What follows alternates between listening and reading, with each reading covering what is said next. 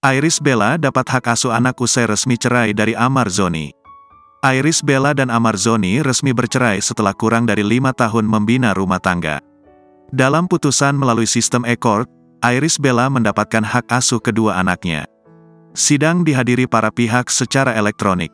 Hakim telah bermusyawarah dan sepakat menjatuhkan putusan, ungkap Humas Pengadilan Agama Depok, Kamal Syarif. Kemudian dikabulkan juga berkaitan hak asuh anak. 2 orang anak ditetapkan secara hukum oleh Iris Bella selaku pemegang hak asuh terhadap kedua anaknya tersebut. Lanjutnya, Iris Bella diminta untuk patuh dengan ketentuan terkait hak asuh anak. Pesinetron cantik ini diminta untuk memberikan akses kepada Amar Zoni untuk bertemu dengan 2 anaknya. Hal tersebut menjadi syarat dari majelis hakim yang wajib dipenuhi oleh Iris Bella. Selain itu, Amar Zoni harus memberikan nafkah anak sebesar 10 juta rupiah per bulan. Nominal nafkah untuk kedua anak Iris Bella tersebut dengan kenaikan 10% setiap tahun.